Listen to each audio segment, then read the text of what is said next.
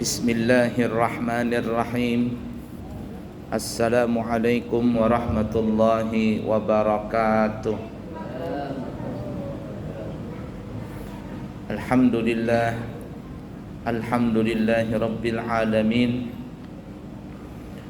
Allahumma fasalli wa sallim ala sayyidina wa nabiyyina wa maulana Muhammadin wa ala alihi wa ashabihi wa azwajihi wa dhurriyyatihi wa man tabi'ahum bi ihsanin ila yaumiddin, amma ba'du.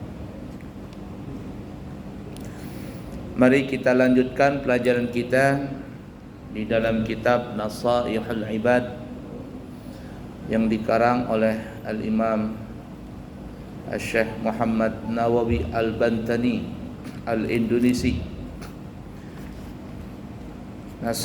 Nasaihul Ibad adalah syarah daripada kitab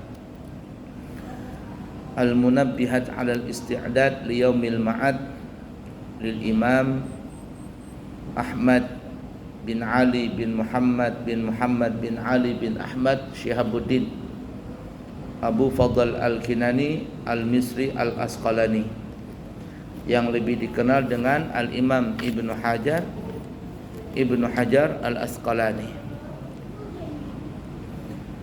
Kita masuk makalah yang ketiga dari yang memiliki 4 nasihat. An ba'dil hukama, dari sebagian perkataan para ulama ahlu hikmah. Apa yang mereka katakan? Arba'atun qabihatun walakinna arba'atan minha akbahu. Ada 4 perkara yang jelek, yang buruk, tetapi ada 4 perkara lagi yang lebih buruk. Ini 4 perkara jelek, buruk, tapi ada yang 4 perkara lagi lebih buruk daripada yang 4 ini. Apa itu? Yang pertama, adz-dzambu minasyabi qabihun wa minasyaikhi aqbahu. Seorang pemuda atau anak muda yang melakukan dosa itu jelek.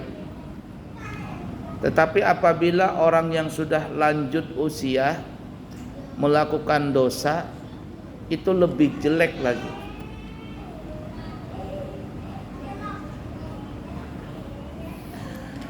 Kalau ada orang umurnya masih muda melakukan dosa,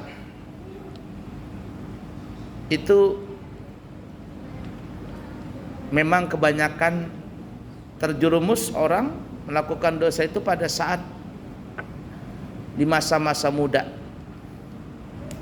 Karena jiwa pemuda itu adalah jiwa yang mempunyai sifat penasaran. Kita semuanya pernah muda. Darah muda kita itu penasaran dengan sesuatu yang kita belum mengerti. Apalagi sesuatu itu bisa menyenangkan hawa nafsu. Penasaran itu yang menjadikan anak muda atau jiwa muda itu bisa terjerumus dalam perbuatan dosa. Dan anak muda yang melakukan perbuatan dosa, dia mencuri, dia berzina, dia mabok, melakukan pergaulan bebas, dan lain sebagainya dari bentuk-bentuk dosa, itu sering dilakukan sama anak muda dan itu jelek sekali, jelek. Tetapi apabila dosa-dosa yang kita sebutkan tadi, berzina, berselingkuh, mabok-mabokan, narkoba, dan lain sebagainya bentuk-bentuk kemaksiatan, tapi yang melakukan itu adalah orang yang sudah tua, yang sudah lanjut usia, yang ibarat kata notabene-nya orang itu gak lama lagi hidup, akan meninggal dunia, tetapi tetap melakukan dosa, maka ini akbah. Kata ulama lebih jelek lagi, lebih buruk lagi.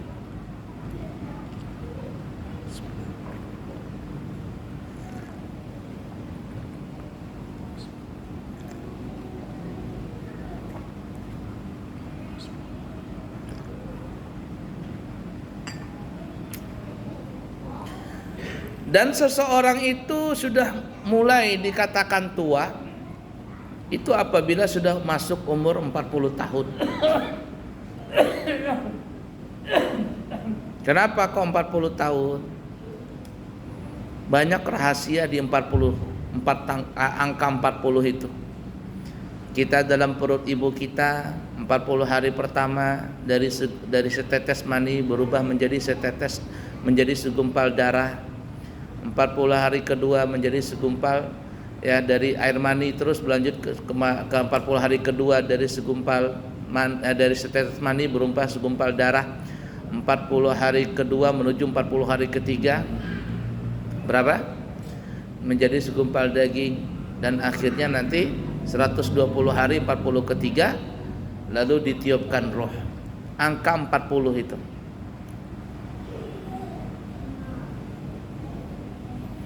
Kemudian juga Nabi Musa bermunajat kepada Allah Ta'ala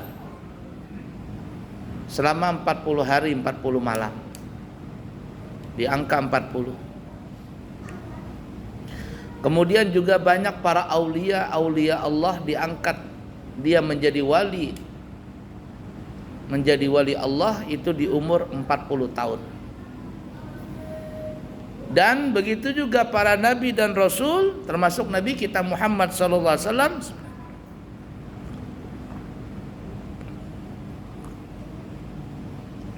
banyak mereka diangkat menjadi nabi dan rasul ketika mereka punya umur sudah mencapai 40 tahun. Ada apa di umur 40 tahun itu? Nah, umur 40 tahun ini adalah umur yang sudah bisa dikatakan matang. Karena seperti yang kita terangkan pada pertemuan yang lalu, umat Nabi Muhammad sallallahu alaihi wasallam itu umurnya sekitar antara 60 sampai 70 tahun. Jarang yang lewat daripada itu. Burung lewang sudah lewat banyak. Hampir 90 ada. Jarang yang lewat daripada itu. Teman-teman kita di sini sudah berapa banyak? Saya mengajar di Masjid Al-Amin ini dari tahun 2005. Kurang lebih berapa tahun? 18 tahun. Masjid Al-Amin paling tua, Masjid At-Taqwa paling tua, Masjid Regensi, ya, Mutmainah itu termasuk yang lama semuanya. Dari tahun 2005 sampai sekarang itu mengajar saya di sini. Artinya dari segitu banyaknya 18 tahunan kurang lebih masuk 19 tahun, sudah berapa banyak di antara kita yang sudah meninggal dunia. Terkadang nggak sampai umur 40 tahun sudah meninggal. Nah, di umur 40 tahun itu biasanya orang itu sudah mulai mempunyai sifat bijaksana. Sudah punya dewasa yang matang, sangat matang sudah.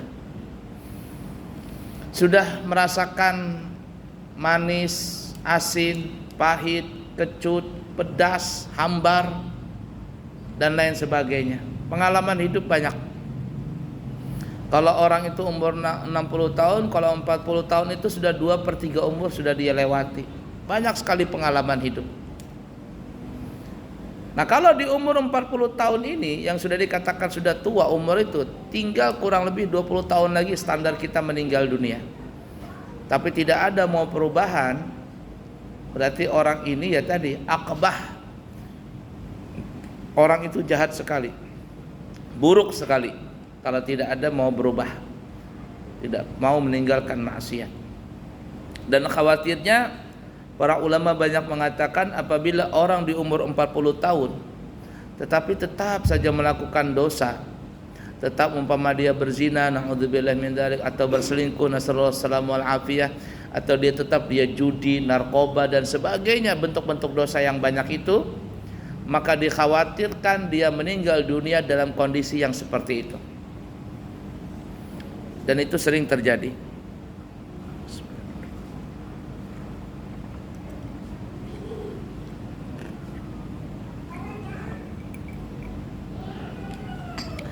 Tapi kalau di umur 40 tahun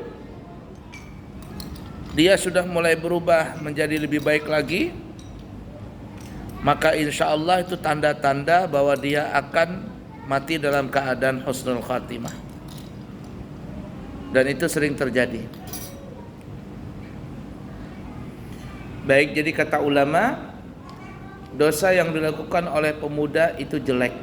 Tapi kalau orang yang sudah berumur melakukan dosa, maka itu lebih jelek lagi. Yang kedua, wal istighalu bid dunya minal jahili qabihun wa minal alimi aqbahu. Orang yang berkecimpung di dalam masalah kesibukan dunia, tapi dari kalangan orang-orang yang jahil, orang yang tidak mengerti agama, itu jelek. Tapi kalau ada seorang ulama yang sibuk masuk dalam kesibukan-kesibukan dunia, maka itu lebih jelek lagi. Yang dimaksud dengan kesibukan dunia ini adalah apabila dunia itu sampai melalaikan dia, sampai melupakan dia dengan Allah Ta'ala, sampai melupakan kewajiban-kewajiban dia kepada Allah Ta'ala.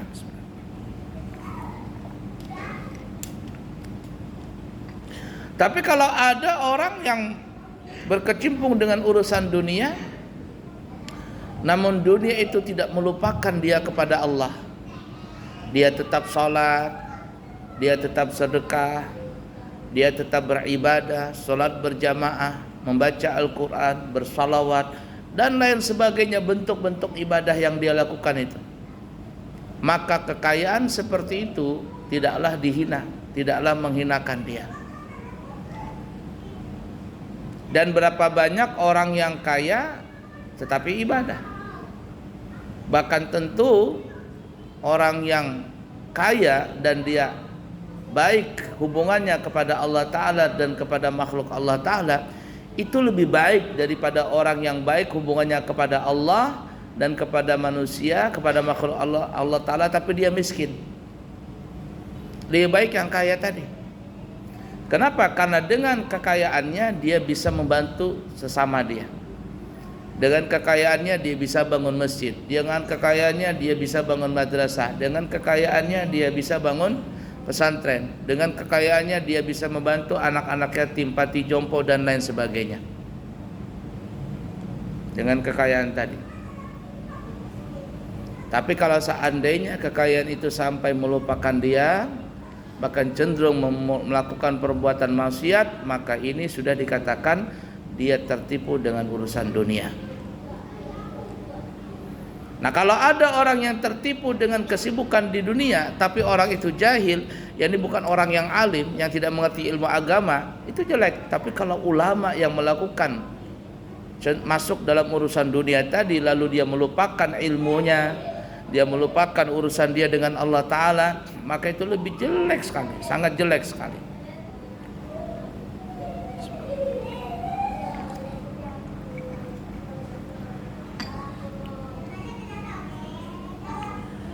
Banyak di antara ulama-ulama kita yang kaya raya, tapi tidak melupakan dirinya kepada Allah Ta'ala. Yani sedikit pun kekayaan itu tidak ada terlintas dalam hatinya. Tidak usah jauh-jauh lah. Yang paling terkenal di Kalimantan kan Guru Sekumpul, Abah Guru Sekumpul. Bagaimana kekayaannya? Berapa sedekahnya? Sedekahnya itu bukan 1 juta, 2 juta, bukan 100, 200 juta, tapi miliaran.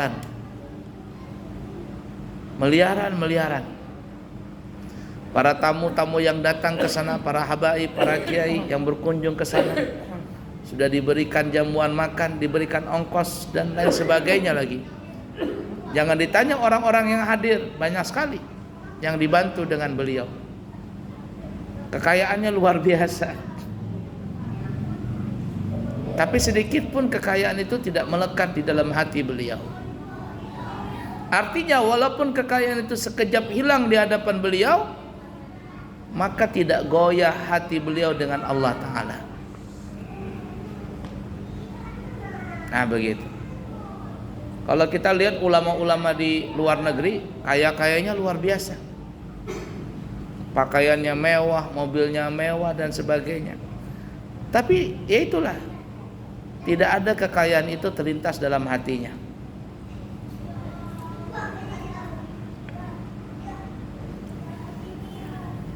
Nabi Ibrahim itu kaya. Nabi Ibrahim kaya, yang mungkin pernah kita ceritakan di sini. Beliau mempunyai binatang ternak sangatlah banyak sekali, tidak bisa terhitung jumlahnya. Anjing penjaga ternaknya saja itu berjumlah 12.000 ekor. Anjing penjaga ternak 12.000 ekor.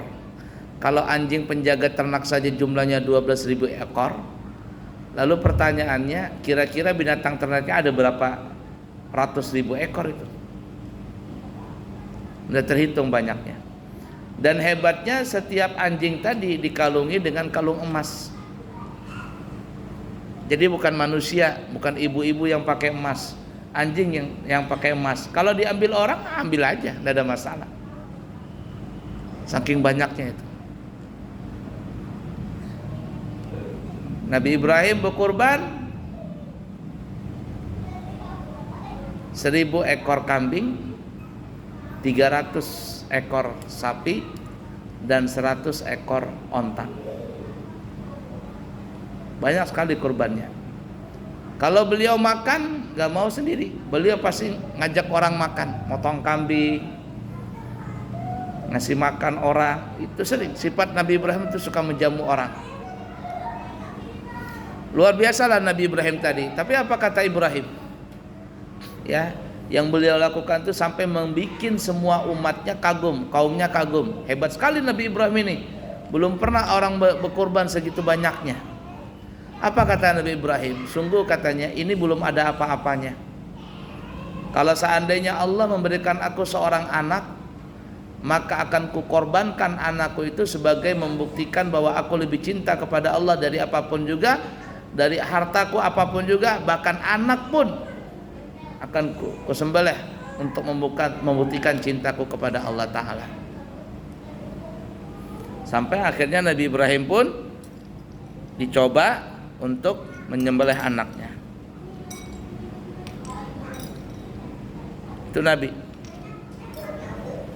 Nabi Sulaiman lebih kaya lagi.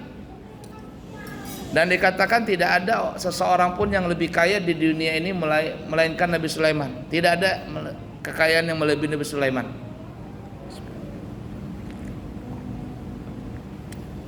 Pasukannya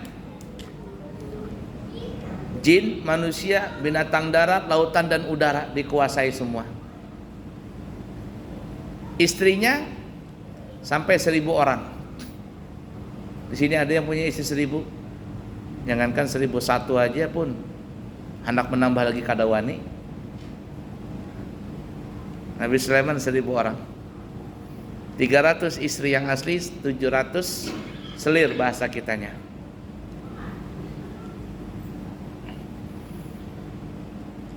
Nabi Sulaiman alaihissalatu wassalam pernah mempunyai kuda yang bisa terbang. Jadi kuda yang bisa terbang. Kuda ini yang membawa Nabi Sulaiman kemana-mana. Beliau kalau ingin mengontrol, ingin survive begitu, monitoring ya, mutar begitu, pakai kuda terbang itu. Pernah suatu ketika Nabi Sulaiman keasikan membersihkan kuda tadi. Keasikan membersihkan kudanya tadi. Karena Nabi Sulaiman suka dengan kuda ini. Nah, gara-gara asik membersihkan kuda tadi, beliau kelewatan sholat asar. Beliau kelewatan sholat asar. Akhirnya menyesal beliau. Bah, gara-gara kuda ini aku sampai ketinggalan sholat asar. Lalu apa beliau bilang? Dari saat ini aku tidak lagi mau melihara kuda ini. Gara-gara kuda ini aku meninggalkan sholat asar. Coba lihat, gara-gara salat asar tertinggal, kuda ditinggalkan. Kalau sekarang ini mungkin mobil Alphard lah, atau mobil apa yang paling mahal di dunia ini, kuda terbang. Kalau ada kuda terbang zaman sekarang ini, tidak ada yang bisa ngalahin harganya. Walaupun mobil apapun, tidak ada yang bisa ngalahkan kuda yang bisa terbang. Gara-gara itu kata Nabi Sulaiman, aku nggak mau lagi ngurusin kuda ini. Nah ternyata Allah Subhanahu wa ta'ala menghargai niatnya Nabi Sulaiman tadi. Lalu kata Allah Ta'ala, hai Sulaiman, bahasa kitanya nih ya, karena engkau telah memilih diriku daripada kudamu, maka aku akan berikan kamu yang lebih baik daripada kuda. Apa itu? Maka Allah menjadikan angin sebagai kendaraan Nabi Sulaiman. Nah ternyata Allah memberikan yang lebih baik lagi. Dan itulah, kalau kita yakin dengan Allah Ta'ala, kita yakin mengurusi Allah Ta'ala, yakni mengurusi itu bukan ngurusin Allah, ngurusin diri kita untuk ibadah kepada Allah Ta'ala, maka lihat apa balasan Allah kepada orang-orang yang rajin melakukan kebaikan. Allah akan jadikan dunia di bawah kakinya.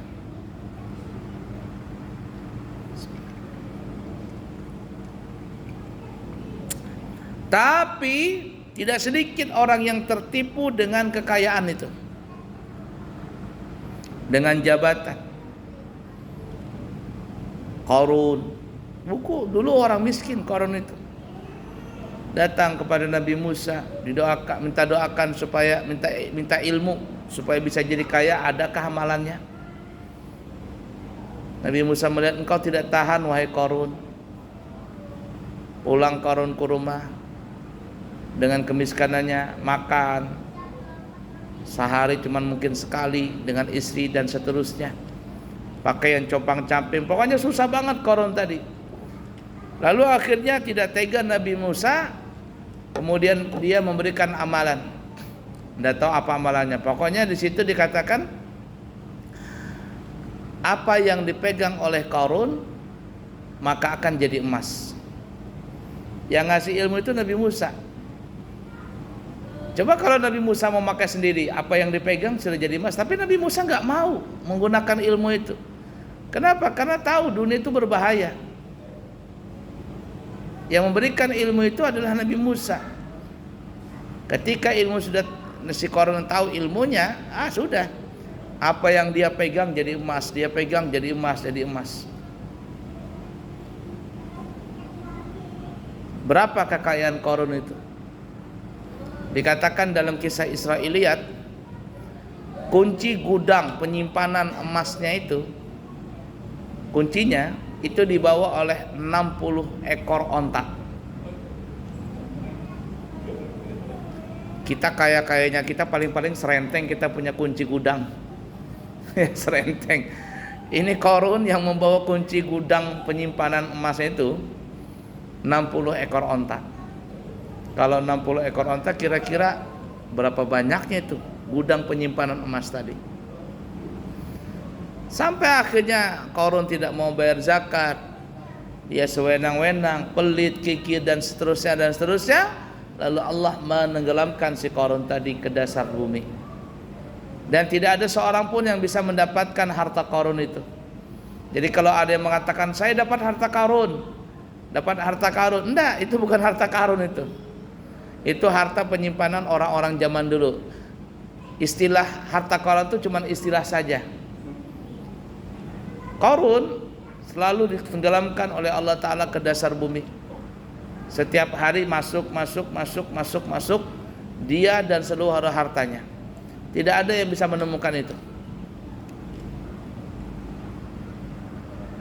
Nah, itu bahayanya tadi dunia.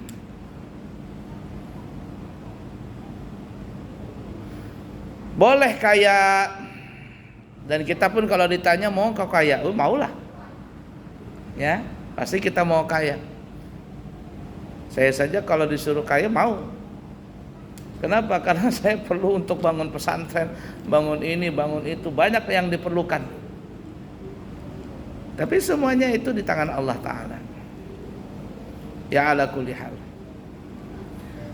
Disebutkan dalam hadis Imam Dailami, Nabi kita Muhammad sallallahu alaihi wasallam bersabda, "Man isdada ilman wa lam yazdad fid dunya zuhdan, lam yazdad minallahi ta'ala illa bu'da."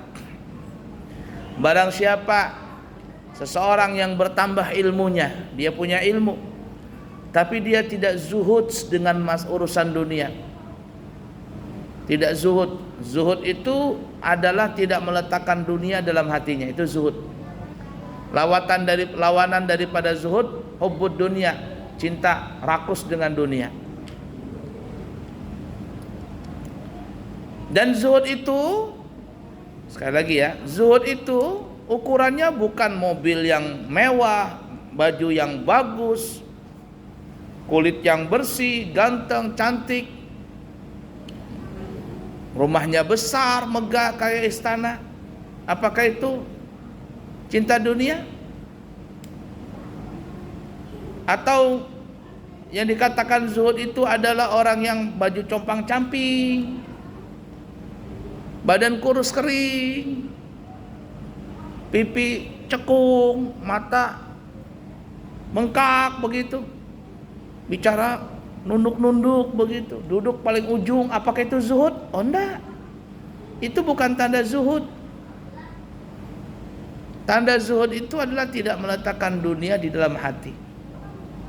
Seperti yang kita katakan tadi, guru sekumpul, Abuya Syarwani, orang-orang kaya, alim dan kaya-kaya, tapi semua kekayaan itu tidak terlintas di dalam hati mereka. Yani dunia itu tidak ada dalam hati mereka, dunia yang ngejar mereka. Najar Nabi, siapa yang bertambah ilmu tapi tidak ada rasa zuhud di dalam dunia ini, lam yazdad minallahi ta'ala illa bu'da, maka tidak ada bertambah dekat kepada Allah kecuali yang bertambah hanyalah jauh. Bukan dekat tapi bertambah jauh, jauh dari Allah Ta'ala. Sehingga dikatakan tadi apa ya? Al-istighalu bid dunya minal jahili qabih wa minal alimi aqbah. Seseorang yang sibuk dengan urusan dunia tapi dari kalangan orang yang jahil itu jelek. Tapi kalau ulama yang masuk dalam urusan dunia sehingga meninggalkan urusan agama, maka itu lebih jelek lagi. Yang ketiga, wattakasulu fi ta'ati min jami'in nasi qabihun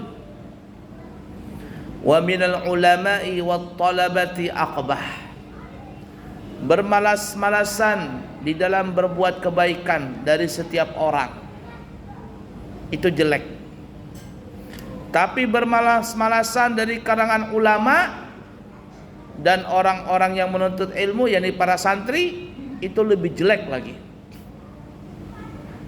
Jadi kalau ada orang malas-malasan, dia bukan ulama, dia bukan santri, wajar saja.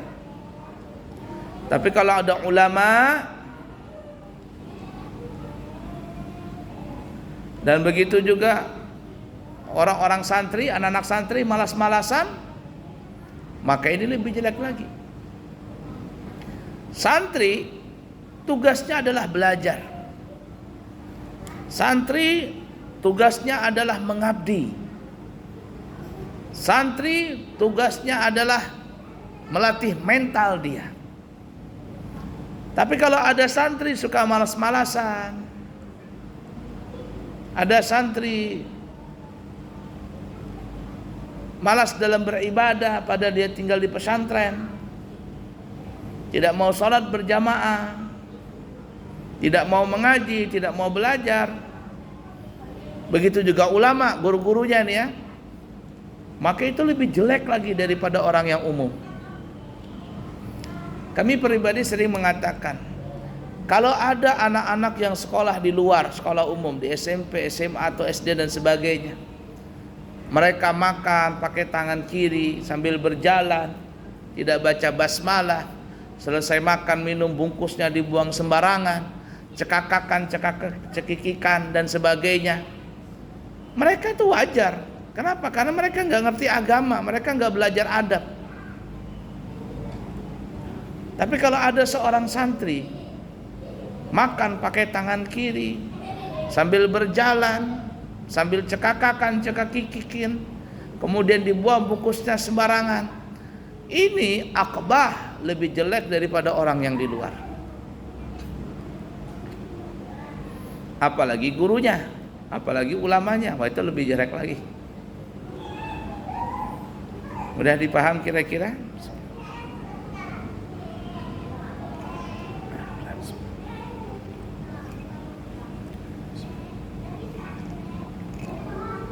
Yang terakhir, yang keempat, kata ulama ahlu hikmah, wa takabburu minal aghniyai qabihun wa minal fuqara'i aqbah. Sifat sombong apabila dimiliki dari orang-orang yang kaya itu jelek. Tapi kalau ada orang fakir, ada orang miskin, sombong, itu lebih jelek lagi. Orang kaya nih ya sombong, ya wajar lah, kaya namanya, public figure, terkenal, pejabat, kaya lagi, wajar saja dia sombong. Main tunjuk sana, tunjuk sini, itu biasa. Tapi kalau orang miskin, orang fakir, sombong, aduh ini parah banget nih. Kira-kira apa yang mau disombongkan dari kemiskinan tadi? Harta nggak ada, muka jelek, apa yang mau disombongkan? Ilmu nggak ada, maka itu lebih parah lagi. Nah, jadi sifat sombong dari orang kaya itu jelek, tapi dari orang yang fakir atau miskin itu lebih jelek lagi.